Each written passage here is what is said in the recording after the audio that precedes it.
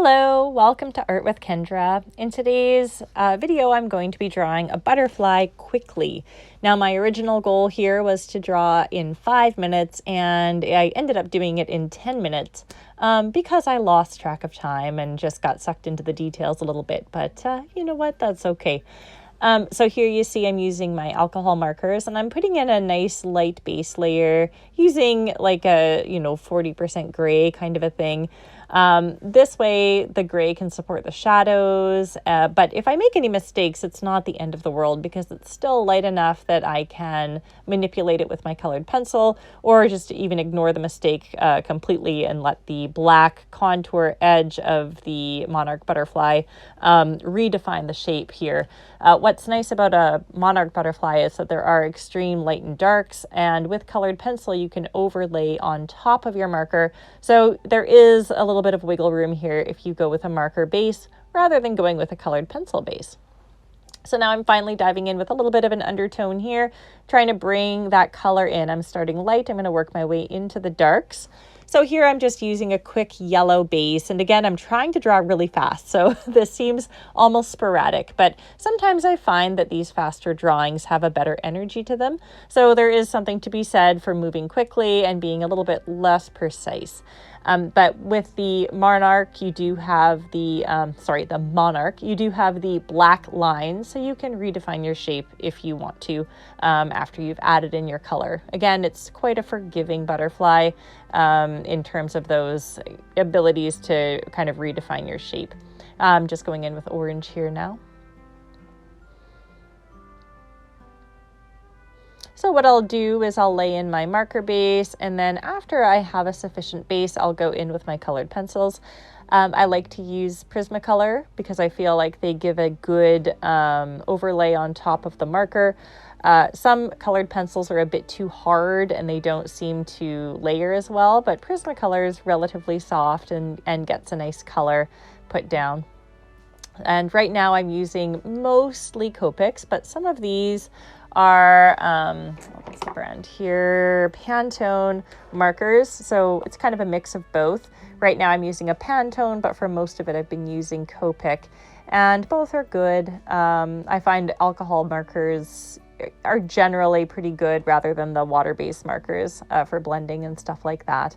But for a drawing like this, I'm not really blending. I'm moving very quickly, and I'm just trying to get in nice big chunky layers here so that it can go a little bit faster with the colored pencil.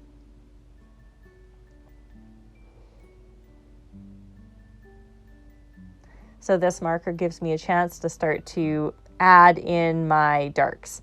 It's still a mid-tone, but I'm able to, give it a good base. I don't want to go in with just black because then it would flatten things out. We still need a little bit of grays to come through, especially on the back wing, because the back wing, we want to push it back into, behind the front wing. So we're going to leave it just a little bit lighter. Now here I'm using black. Black marker does not seem to be as potent as black colored pencil. So even though I'm using black here, I'm still going to be going in with black colored pencil later on to really push my values. I always say value is one of the most important things with art. So if you can get good value, you're in good shape. So just pushing those darks a little bit with my black Copic marker. But again, when I add the colored pencil, you're going to see the contrast pushed even further.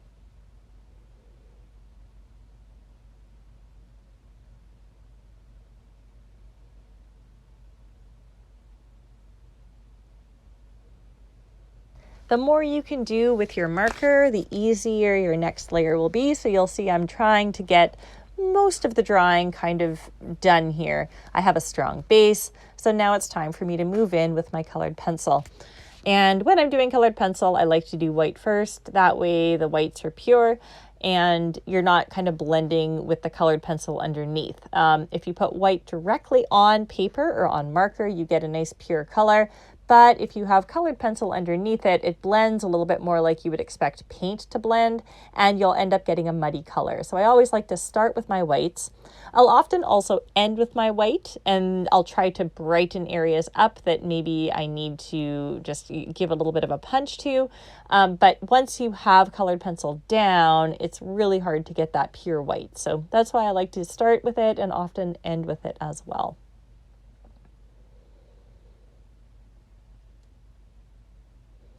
So here, I'm kind of zoomed in a bit here so you can see how the white colored pencil is sitting on top of that black marker. And there is a nice contrast there. It's brighter than the page, and that's the main thing. I'm using toned paper today, and that's going to help give this a little bit of atmosphere. And it's also going to help those highlights pop. Which of course is great because that adds to contrast. So anytime that you can build on contrast, your drawing is likely going to look more sharp, more poppy, and just, overall maybe a little bit better. I mean, I guess it depends on the style, right? So I like contrast in my artwork quite a bit. Now here I'm going in with the black. You can see how much darker the black is than the marker, right? Like the marker almost feels gray in comparison to that black colored pencil. So this is why the layering is very important. Having that dark undertone is really supporting the black colored pencil. So the black colored pencil is sitting on top of something dark, which is making it feel even darker than it would if I just went in straight with colored pencil. So really important to build your layers. This is technically mixed media. Even though it's a very fast drawing, we're still, using two different tools. So we're seeing how those two things work together here. Now I'm adding a little bit of white highlight into the flowers. I do plan to overlay color on top of this, but because there's that white foundation, the color should be a little bit poppier when I do, put it down on top. So I'll add a bit of yellow on top of that white, and that yellow is going to really come through. Going in with a nice bright pink now.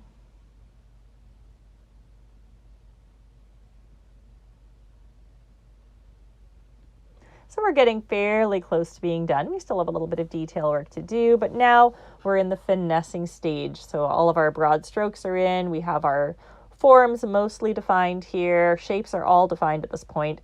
So now it's a matter of just adding in those little details. Here you see me going over the white with the yellow, brightening that up a little bit. The contrast in those flowers is just going to be very important because it'll give the painting some depth, the drawing.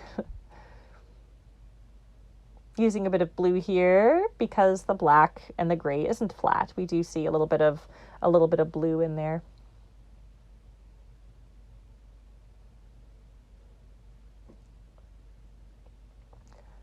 And it's very important to let that front wing have more value contrast than the back wing, and that pushes it forward, and that makes the back wing look like it's in the background, which is what we want here. Otherwise, we would flatten out our subject matter.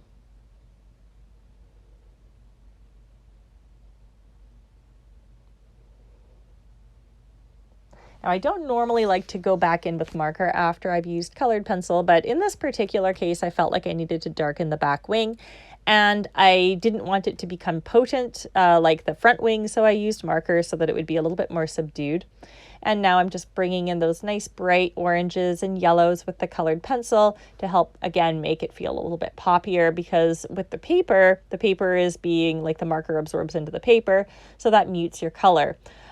With the colored pencil, it sits on top, so that gives more vibrancy to your color. So that's why you're seeing these yellows come forward so much more when I've used the colored pencil on top of the marker. Again, the marker gives it a good base, and then the colored pencil sits on top of the marker to bring even more color, even more value to the drawing.